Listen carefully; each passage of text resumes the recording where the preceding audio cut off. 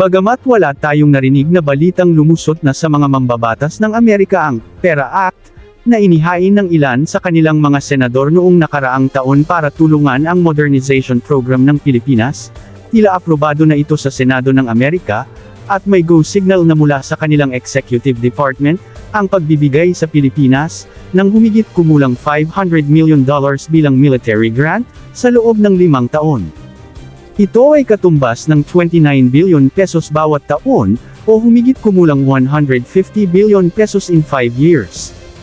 Bahagi ito ng kanilang pangako, na alalayan ang Pilipinas sa AFP modernization efforts nito.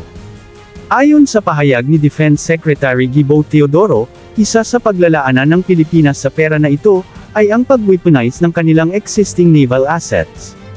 Bagamat walang tinukoy na particular na vessels class si Secretary Gibo, ngunit malinaw na ang nasa priority list, ay ang dalawang Jose Rizal class, na ilang buwan na umuugong ang balita, ang napipintong pag-install ng mga fitted for but not with armaments nito.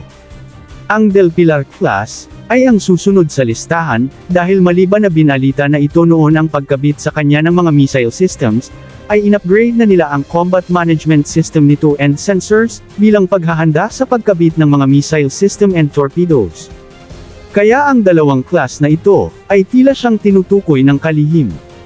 Bagamat may mga balitang magta-transfer ang Philippine Navy ng mga lumang barko nito sa Philippine Coast Guard, at pinangangambahang baka ang Del Pilar class ang siyang ibibigay kundi man ang Jacinto class, pero dahil sa mga salita na ito ni Secretary Gibo, ay baka hindi kasama ang Del Pilar class sa ETA transfer sa Coast Guard. Kaya ang tanong, ano kaya ang mangyayari kung gagamitin natin ngayong taon ang grant na ito ng Amerika, para sa modernization at pag-upgrade ng ating mga barkong pandigma, partikular ang dalawang Jose Rizal class frigates at ang 3 Del Pilar class offshore patrol vessels. Maraming nagsasabi na kulang ang pondo para sa defense modernization. Pero kung itutuon lang natin ang buong grant sa isang critical na proyekto tulad ng naval firepower and survivability upgrades, malaki ang pwedeng maabot. Simulan natin sa Jose Rizal class frigates, isa ito sa pinakamodern na barko ng Philippine Navy sa ngayon. Gawa ito ng Hyundai Heavy Industries sa South Korea, at bahagi ng Horizon 1 ng modernization program. May advanced sensors na ito, stealthy hull design, at may capability na, para sa multi-role combat. Pero may malaking catch, fitted for but not with pa lamang ito. Ibig sabihin, handa itong tumanggap ng mga advanced weapon systems tulad ng vertical launch system at close-in weapon system, pero hindi pa ito nakakabit. Para maging full-fledged modern warship, kailangan ng bawat Jose Rizal class frigate ng 8-cell vertical launch system, o VLS, para sa surface-to-air missiles. At dahil kailangang US-made weapons lamang ang bibilhin para magamit ang $500 million grant na ito, malamang na Mk-41 VLS ang siyang gagamitin, at ito ay nagkakahalaga ng humigit kumulang $20 million bawat isa. Para sa dalawang frigates, aabot ito ng $40 million. Kasama rin sa kailangan, ay ang Close-in Weapon System o CIWS, tulad ng Phalanx Block 1B, na nagsisilbing huling depensa laban sa incoming missiles o aircraft. Ang isang Phalanx Close-in Weapon System, ay umaabot sa $13 million. Sa dalawang barko, aabot ito ng $26 million. Sa kabuuan, ang upgrade para sa Jose Rizal class, ay aabot sa pagitan ng $50 million to $66 million, depende sa configuration at supplier. Ngayon, lumipat tayo sa Del Pilar class offshore patrol vessels. Tatlo ito, BRP Gregorio Del Pilar, BRP Ramon Alcaraz, at BRP Andres Bonifacio. Galing ito sa dating US Coast Guard Hamilton-class cutters, at in-upgrade bilang patrol vessels ng Philippine Navy. Malaki ang katawan ng mga barkong ito, at may sapat na espasyo para sa mas advanced na weapon systems. Pero sa kasalukuyan, kulang sila sa missile systems, torpedoes, at close-in defense. Ang proposed upgrade para sa bawat Del Pilar class ship ay ganito. Una, 8-cell na vertical launch system para sa air defense. Tulad ng Jose Rizal class, ito ay nasa $20 million per ship, o $60 million total para sa 3 barko. Pangalawa, 2 quadruple anti-ship missile launchers per ship. Kung gagamit tayo ng advanced missiles gaya ng Naval Strike Missile, ang bawat missile ay nagkakahalaga ng humigit kumulang $2.5 to $3 million. Para sa 8 missiles per ship, 3 barko, aabot ito sa 24 missiles total o $60 to $72 million. Ang mismong launcher systems ay idagdag pa, nasa 2 to 3 million each, o total na $18 million. Pangatlo, close-in weapon system para sa bawat barko, pang close-in defense laban sa missiles at aircraft. 3 units, 10 to 13 million each, o $30 to $39 million total. Pang-apat, torpedo launchers at torpedoes.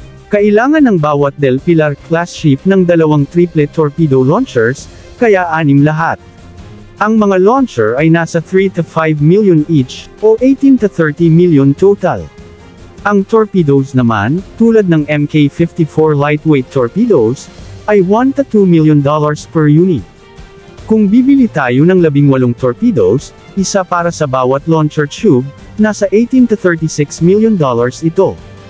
Pag pinagsama-sama, ang kabuuang upgrade cost ng 3 Del Pilar-class ships ay aabot sa humigit kumulang $210 to $240 million, depende sa missile type at supplier. Ngayon, kung pagsasama-samahin natin ang gastos para sa upgrade ng Jose Rizal class at Del Pilar class. Jose Rizal class, around $60 million. Del Pilar class, around $230 million. Total estimate, $290 million. Sa halagang ito, may matitira pang higit $200 million. Ano ang maaaring gawin sa natitirang pondo? Kung ipahintulot ng Amerika, maaaring gamitin ito sa pagbili ng additional missiles and torpedoes para sa reloads. Mahalaga ito para sa sustained operations. Hindi sapat ang isang reload lang. Pangalawa, maaari rin itong ilaan sa training at simulation systems para sa mga crew na magpapatakbo ng bagong systems. Ang VLS at torpedo systems ay nangangailangan ng high-level training, lalo na sa threat detection, targeting, at engagement.